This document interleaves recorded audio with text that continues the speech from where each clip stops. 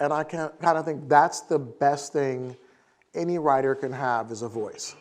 You know, for so long we could walk in Woody Allen movies 15 minutes late and we were like, oh, I know this is a Woody Allen movie. You could walk in a Cameron Crowe movie and be like, is this a Cameron Crowe movie? I feel like now I can walk in an Issa Rae television show and be like, did Issa Rae write this? And I feel like that's what I'm missing.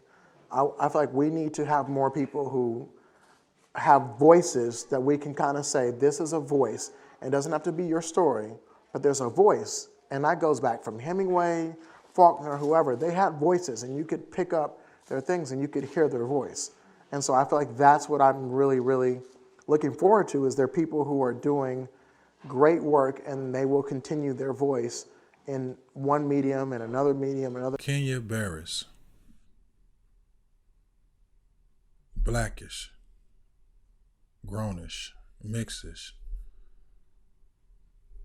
He wrote for Girlfriends. He's wrote for Soul Food the series. Girls Trip. Coming to America 2. Produced. Wrote the screenplay. Coming to America 2. That's not legendary?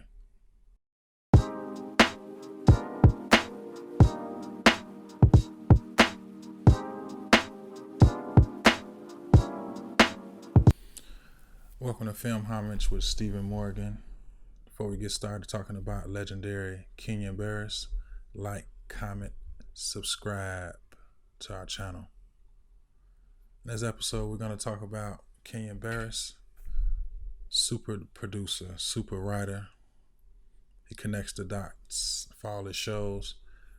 And in this episode, he's talking about what he feels is missing in the film industry. So, what he's particularly talking about is, say for instance, if you go watch a Martin Lawrence old episode, once you see, you don't have to necessarily see Martin, you can see the setup, you can see another character, you can see how the pace is going, how the episode is going, and you can tell that this is a Martin episode. Or you can hear the music and you can identify that this is a Martin episode. So that's what Kenya is talking about. He's saying that the voice is missing. So, you know, growing up, the movies in the 90s, say for instance, like The Juice and the Boys in the Hood, Menace to Society, the Set It Offs, those movies, the Bellies, those movies have voices. And not just because of what the character, who the character was playing or what the story is about. It is, you can identify and tell, okay, this person made this movie or this person made this movie. It's something that on each platform we can take our voice and translate it or bring it about to the masses and someone can identify with it. So when I drop me a movie, when I release my next film, I want to have some type of what he's known for, or he typically has this in his films, or he usually use red titles, or he usually have women leading characters, or he usually tell horror stories, or he usually have a twist at the beginning, middle, or end. Whatever it is, I just want to have that voice when it comes to my storytelling, me telling my art through film. And that's what Kenya is talking about. When you're watching Tracy Wallace S. or Tracy Ross Ellis. Hey, Ron, where are you? Or Anthony Anderson on their TV show, on Blackish, you can identify with them. The character is relatable, the setup is relatable, the whole theme and the whole pace of the story is relatable. You can identify with it. So when you're telling your art, you want to have a voice. What are you trying to tell us, the audience? What voice are you trying to give to yourself and you're trying to give to others? What can we look at and identify in your film? With me, myself, I like to have twists. So the story can take you this way and then turn you this way, and then turn you back this way, or pull you this way, or pull you that way. That's the type of writer I am. I usually start the end of my story at the beginning of the movie. I pull you in right away. this is what's happening. This was going to happen.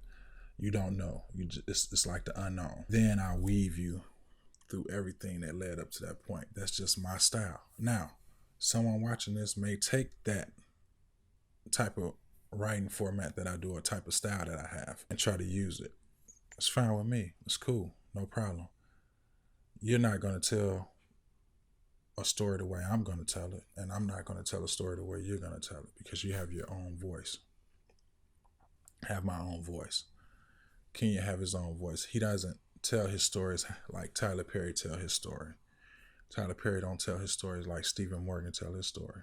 Stephen Morgan don't tell his stories like Jordan Peele tell his stories. Jordan Peele don't tell his stories like Deion Taylor tell his stories, and so forth. So it's all about getting identity. As far as acting and being an actress, you look at a Denzel, so versatile. Cicely Tyson, so versatile. Look at a Tom Hanks, so versatile. Wesley Snipes, so versatile. Wood Harris, so versatile. Clifton Powell, so versatile. So these people can adapt to any kind of character or role that they play. But what helps you identify with these particular actors or people I just named is because they bring a little bit of them to each of those characters. You know Robert De Niro is playing this person or this person. But you look at it and be like, okay, Robert De Niro is going to do this, or he's going to play this way, or Samuel L. Jackson is going to play it this way. We know what they're going to bring to the table because they have a voice, something we can identify with. And that's what it's about. We building our brands out here. We're making these films, whether they're short films, 2-minute videos, full feature lengths.